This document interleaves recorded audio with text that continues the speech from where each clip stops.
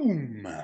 What is up? Welcome into your daily Buckeye Blitz for a Friday. Finally, farking Friday, December 16th, 2022. I'm your host, Joe from the Buckeye Cast, bringing it to you.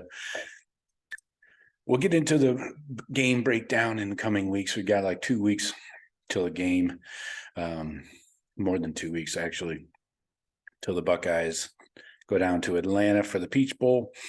I've got a lot going on, so we have plenty of time to break that down. For now, though, we're less than a week from early signing day, and we've got dudes in the portal we're offering, and dudes are jumping in the portal. So this is a recruiting update. Apparently, we need to do this like every other day because shit is just popping off randomly. You never know when to expect it. So let's talk recruiting. Everybody loves recruiting. No NIL talk, I promise. We're going to put that on the shelf for a while. So, all right, let's talk about it. Boom, boom, boom. We got a 2023 four-star quarterback, Lincoln Keenholz from South Dakota. We all know that's where quarterbacks come from. He committed on Wednesday. Then, boom, 2024 five-star wide receiver Jeremiah Smith commits from South Florida. Shamanamadan. You know, I like saying that. Anyways, so who needs NIL money when you got Brian Hartline out on the trail, I guess. So still got a year to go for Jeremiah Smith. You got to keep recruiting them. So the South Florida kids, you know how it works. This just means we're in the lead right now. So let's talk about this 23 class as we button it up here with less than a week to go in the early signing day. We got 20 guys right now, number 5 composite in the 24/7 rankings in the country. This week, the Buckeyes have been back on the road, finish up in-home visits, seeing their top targets, and hitting up those important, huge decisions, huge commits or targets. Running back, let's start there. Justice Haynes has canceled his in-home visits with Georgia and Ohio State. He's reaffirming his commitment to Bama, and case closed there, it looks like. So expect him to sign with Bama next Wednesday. Then other running backs we've been looking at Winton Woods, Cincinnati, running back Trey Cornist. I believe he's a 3-star. Buckeyes have been in on him, but we really don't know what's going on there. He doesn't look like he's going to make a commitment to Ohio State.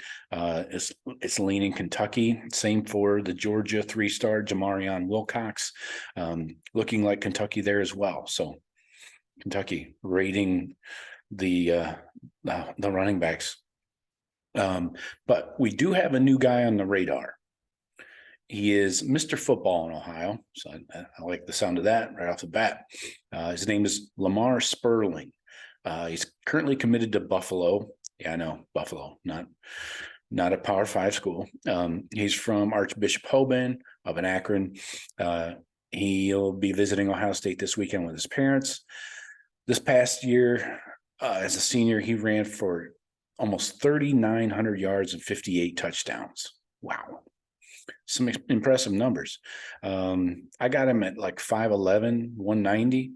So he hasn't made a decision about signing next week on early signing day. So if the Buckeyes can make a last minute Hail Mary here, we'll see.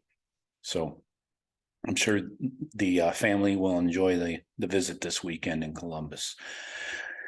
All right, as we always have to do, we got to talk DNs and defense in general. Let's talk Joshua Mickens from Indianapolis.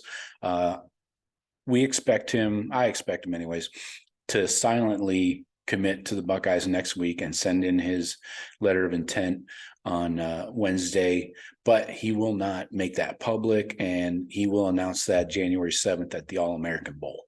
So he's in. I consider him in, and it'll just make it official in January. Not a big deal. All right, let's talk Damon Wilson. He's playing in his state championship on Saturday, and then he's going to sit down and discuss his college options with his family after that. So not sure if he's going to try and shoehorn all that into an early signing day on Wednesday or what. So you got to imagine he's seen all he needs to see from schools, and he probably just wants to focus on this game on Saturday, and then we'll learn more next week.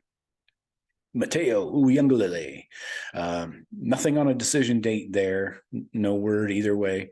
Larry Johnson was at his state championship game at Bosco last week. And then Ryan Day and Larry Johnson made an in-home visit with Mateo on Wednesday. So keeping the fires warm there, just stoking the fires. Ryan Day and LJ earning those miles.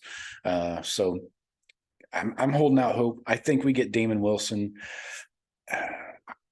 2 is a lot to ask, but I've been saying it since day one. I think we get 2 out of the 3 between Keeley, Wilson, and Mateo. We know Oregon is still a big player in Mateo's recruitment, and Georgia is still a big player in Damon Wilson's recruitment. But I think Coach Jay, I don't know. I think maybe he gets at least one of them. So let's talk possible flips. These rumors have been floating out there for a little while, a couple of weeks. Kayan Lee, the corner, it's up in the air. Auburn people say that it's inevitable. He's going to flip. Ohio State people are calling it a wild card. So who knows? We'll see on Wednesday. The tight end, Jelani Thurman. Buckeyes are confident that they're able to hold off Auburn. Auburn also going after both these guys, weirdly. So we feel confident that Jelani is going to be a Buckeye, and we'll find out on Wednesday probably. My question is more of a broader recruiting question. We need to land some 5-stars on defense.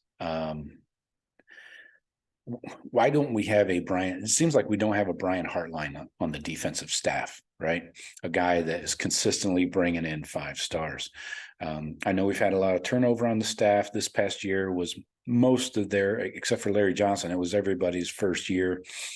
But we saw the defense improve dramatically, right? So I don't know. It's kind of frustrating. We haven't been able to bring in 5 stars, outside of the state of Ohio, other than JT Tuimoloau. Let me show you these. I'll tell you these things. 2022, we brought in 2 5-star defensive players: CJ Hicks, the linebacker, and Sonny Styles, the safety, both from Ohio. Sonny Styles, obviously, his dad played at Ohio State. Probably was not that hard to get. CJ Hicks, all-time Buckeye fan since he was a child, always wanted to play at Ohio State. So those 2 are not difficult gets for Ohio State. Matter of fact, if you didn't get them, that would be a black eye on you. 2021, 5 stars, we got JT Tuimoloau, obviously from the state of Washington, and then Jack Sawyer from Ohio State's own backyard. Again, Tuimoloau, I credit Larry Johnson 100% for that. Jack Sawyer, always been a Buckeye fan, and not a difficult recruitment, in my opinion. In the year 2020, we brought in 0 5 stars on defense. 2019, just 1, and that was Zach Harrison. So this is my point. Outside of guys that are from Ohio and always dreamed of playing at Ohio State or a legacy, we've only brought in 1 5-star in 4 recruiting classes. So that has to change. And I believe we have none committed. Yes, we only have, Brandon Ennis is the only 5-star, and he's obviously a receiver. So we have no 5-star defensive players committed or silently committed for this 23 class. So where is our Brian Hartline on defense? Is that going to emerge? Will it be Perry Aliano, the safeties coach, Tim Walton at corners? I'm not sure. Jim Knowles, maybe at linebackers. Eventually, Larry's going to move on, So what does that leave you? Anyway, just a concern of mine. Let me know what you guys think. Hit me up in the comments. Rate, review, subscribe, hit the bell. You know what to do. You know what to do. You know what you're doing out there. I'm just talking to myself. All right. Appreciate you guys. We will talk to you tomorrow. The Bucks.